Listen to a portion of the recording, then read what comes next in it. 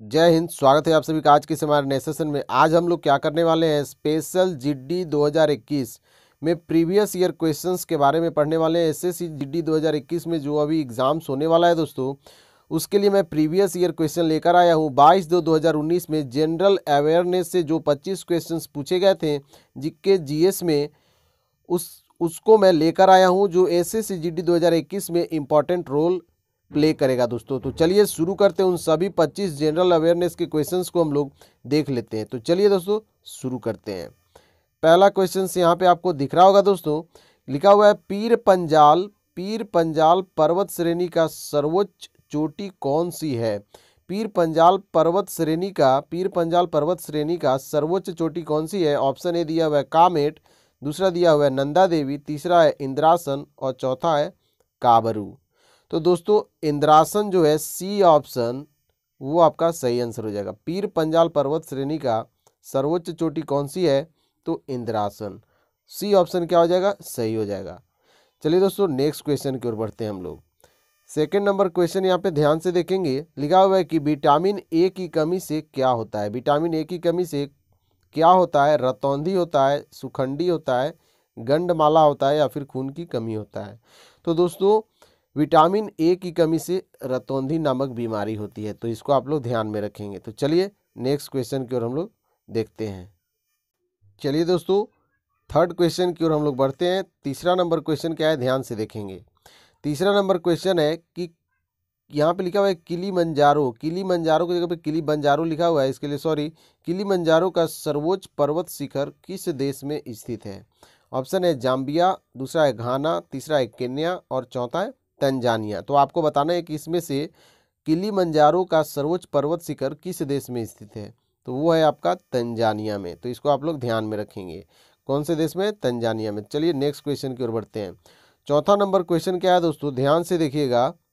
लिखा हुआ है कि निम्न में से कौन सी बीमारी चमगादड़ के कारण होती है। पहला है चिकनगुनिया, दूसरा है जीका, तीसरा है इबोला और चौथा है डेंगू। तो आपको इसमें बताना है, तो इसका सही आंसर हो जाएगा इबोला। सी ऑप्शन सही हो जाएगा। चलिए नेक्स्ट क्वेश्चन की ओर बढ़ते हैं। नेक्स्ट क्वेश्चन क्या है, ध्यान से देखिएगा। पांचवा नंबर क्वेश्चन है तीजन भारत में किस राज्यों में मनाया जाने वाला त्यौहार है। पंजाब, राजस्थान, गुजरात या फिर जम्मू कश्मीर। आपको इसमें से बताना है। तो ये आपको मनाया जाता है पंजाब राज्य में, तो आप लोग इसको ध्यान में रखिएगा, तीजन। चलिए नेक्स्ट क्वेश्चन की ओर बढ़ते हैं। छठा नंबर क्वेश्चन है दोस्तों, ध्यान से देखिएगा। दुनिया का सबसे बड़ा फुटबॉल स्टेडियम रुंगराडो। आपसे अगर पूछ देगा कि दुनिया का सबसे बड़ा फुटबॉल स्टेडियम कौन सा है, तो बताएंगे आप लोग रुंगराडो। क्या बताएंगे, रुंगराडो। यहाँ पे दिख रहा है रुंगराडो। और अगर पूछ दिया कि दुनिया का सबसे बड़ा फुटबॉल स्टेडियम रुंगराडो स्टेडियम किस देश में स्थित है, ऑप्शन यहाँ पे दिया हुआ है उत्तर कोरिया, स्पेन, चीन और चौथा नंबर है सिंगापुर। तो इसमें सही आंसर हो जाएगा उत्तर कोरिया। आप लोग दिमाग में रखेंगे, ये बहुत ही वीवीआई है, ये वीवीआई है दोस्तों, वेरी वेरी इंपॉर्टेंट क्वेश्चन है, वीवीआई है। तो ध्यान से इसको जरूर ध्यान में रखिएगा। चलिए नेक्स्ट क्वेश्चन की ओर बढ़ते हैं। सातवां नंबर क्वेश्चन है 2018 तक आम का सबसे बड़ा उत्पादक देश कौन सा था। चीन, ब्राजील, भारत या फिर श्रीलंका। तो भारत था, इसको आप लोग दिमाग में रखेंगे। चलिए 8 नंबर क्वेश्चन की ओर हम लोग अब बढ़ते हैं।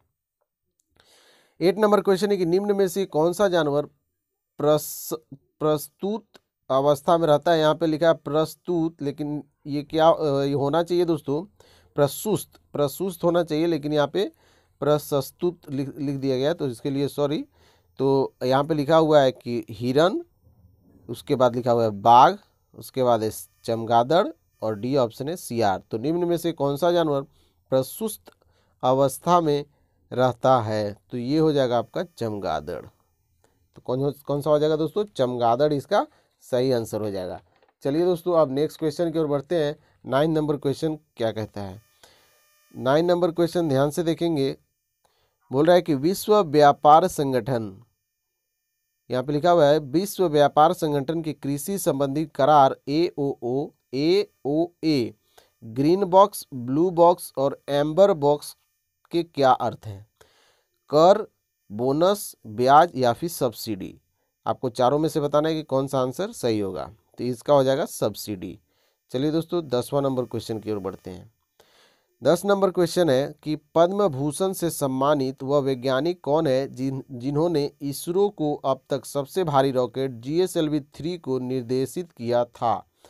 ऑप्शन है ए मनोहर पर्रिकर, बी ऑप्शन है फली नरीमन, और सी ऑप्शन है के राधाकृष्णन, और डी ऑप्शन है नंदन नीलेकर्णी।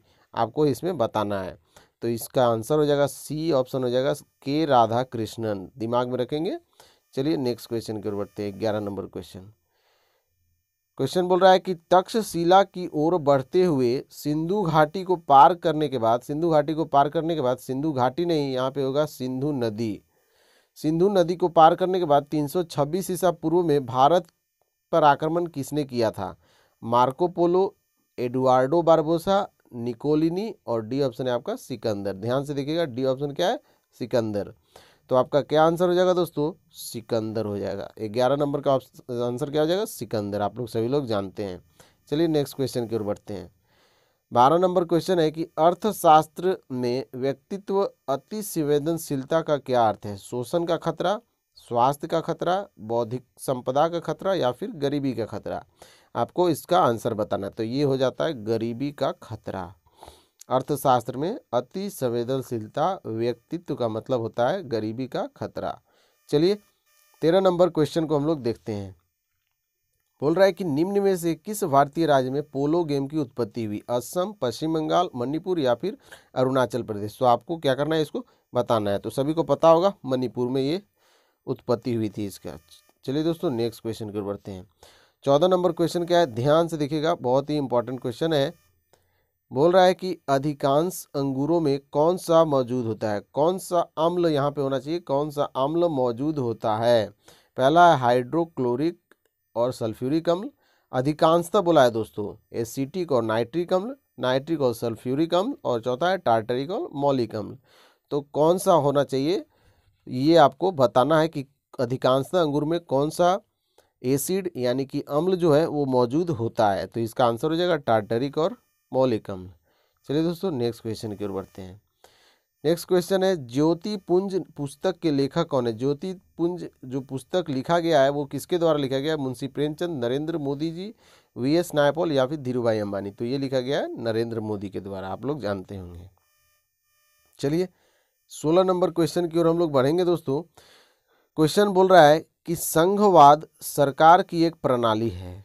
क्या बोल रहा है दोस्तों? संघवाद सरकार की एक प्रणाली है जिसमें शक्तियां केंद्रीय प्राधिकरण और देश के विभिन्न संगठन इकाइयों के बीच क्या होता है? विभाजित होता है, अध्यारोपित होता है, प्रेरित होता है, या फिर उपहासित होता है? डी ऑप्शन में बोल रहा है कि उपहासित होता है। तो आपको इसमें बताना है कि क्या होगा। तो ये होता है विभाजित होता है। चलिए नेक्स्ट क्वेश्चन की ओर बढ़ते हैं। 17 नंबर क्वेश्चन क्या बोल रहा है? 17 नंबर क्वेश्चन है पाइका नृत्य किस भारतीय राज्य से संबंधित है? उत्तराखंड, झारखंड, सिक्किम, या फिर मध्य प्रदेश? तो ये पाइका जो नृत्य है वो झारखंड से संबंधित है। आप लोग इसको दिमाग में जरूर रखेंगे। चलिए नेक्स्ट क्वेश्चन की ओर बढ़ते हैं। 18 नंबर क्वेश्चन क्या है? निम्न में से कौन सा एक प्राचीन साहित्यिक स्रोत है जो भारतीय इतिहास के प्राचीन काल पर प्रकाश डालता है? भगवत गीता, पुराण, उपनिषद, और डी ऑप्शन है सामवेद। तो ये आपको बताना है। तो इसका आंसर हो जाएगा पुराण। तो दिमाग में रखेंगे दोस्तों। चलिए नेक्स्ट क्वेश्चन की ओर बढ़ते हैं। 19 नंबर क्वेश्चन है कि पहली विद्युत चालित वॉशिंग मशीन के ब्रांड का क्या नाम था? यानी जो विद्युत चालित वॉशिंग मशीन जो बना था वो किस ब्रांड का था? वो ब्रांड का नाम पूछ रहा है। थोर, गोलियथ, इमेजिस, या फिर आइकॉन? आपसे पूछ रहा है कि कौन से कंपनी का था, यानी कौन से ब्रांड का था। तो ये थोर ब्रांड का था। दिमाग में रखेंगे। चलिए नेक्स्ट क्वेश्चन की ओर बढ़ते हैं। 20 नंबर क्वेश्चन क्या है? 20 नंबर क्वेश्चन है कि बौद्ध स्मारक चौखंडी स्तूप भारत के किस राज्य में स्थित है? पंजाब, उत्तर प्रदेश, सिक्किम, या फिर पश्चिम बंगाल? तो ये है दोस्तों उत्तर प्रदेश में, याद रखेंगे। चलिए 21 नंबर क्वेश्चन की ओर बढ़ते हैं। बोल रहा है कि 1866 में ईस्ट इंडिया कंपनी एसोसिएशन का गठन कहाँ पर हुआ था? पेरिस में, कोलकाता में, लंदन में, या फिर सिंगापुर में? तो ये हुआ था लंदन के अंतर्गत। याद रखेंगे दोस्तों, लंदन के अंतर्गत हुआ था 1866 में ईस्ट इंडिया कंपनी एसोसिएशन का गठन। चलिए 22 नंबर क्वेश्चन की ओर बढ़ते हैं। 22 नंबर क्वेश्चन है कि भारतीय संविधान यानी संविधान के किस संशोधन में मतदान की आयु 21 वर्ष से घटाकर के 18 वर्ष की गई थी। ये बहुत ही इंपॉर्टेंट है, वीबीआई क्वेश्चन है, ऐसा क्वेश्चन हमेशा एग्जाम्स में देखने को मिलता है।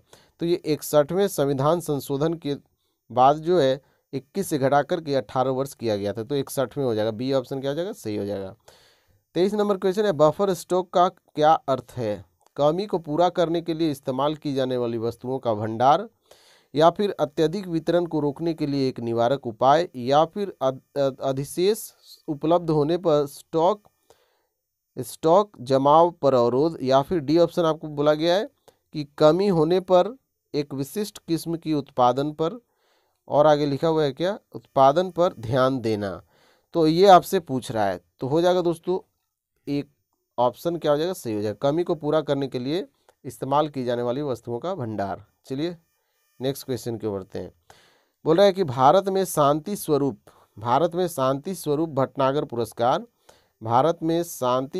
भटनागर पुरस्कार अवार्ड किस क्षेत्र में दिया जाता है? साहित्य के क्षेत्र में, सामाजिक कार्य के क्षेत्र में, खेल के क्षेत्र में, या विज्ञान और तकनीक के क्षेत्र में? ये क्वेश्चन बहुत ही इंपॉर्टेंट है, ये इस टाइप के क्वेश्चन हमेशा एग्जाम्स में आते हैं, तो इसको आप लोग जरूर दिमाग में रखा कीजिए। तो ये दिया गया था विज्ञान और तकनीक के क्षेत्र में, यानी कि इसका क्या हो जाएगा, डी ऑप्शन सही हो जाएगा, याद रखेंगे, विज्ञान और तकनीक के क्षेत्र में। चलिए लास्ट क्वेश्चन की ओर बढ़ेंगे, और 25 नंबर क्वेश्चन है कि आधार यानी कि वित्तीय और अन्य सब्सिडी लाभ और सेवा लक्षित वितरण अधिनियम कब पारित किया गया था? 2014, 2015, 2017 या फिर 2016? ये आपको बताना है कब हुआ था। ये 2016 के अंतर्गत हुआ था, याद रखेंगे इसको, 2016। दोस्तों ये वीडियो अगर आपको अच्छा लगा हो तो वीडियो को लाइक ज़रूर कीजिएगा, शेयर ज़रूर कीजिएगा, चैनल पर नए हो तो चैनल को सब्सक्राइब कर दीजिएगा, और लाइक कमेंट शेयर करना मत भूलिएगा। तो thanks for watching, goodbye and have a nice day. Daily शाम को 7 बजे दोस्तों मिलेगा आपको प्रीवियस ईयर पेपर। तो चलिए मिलते हैं नेक्स्ट वीडियो में।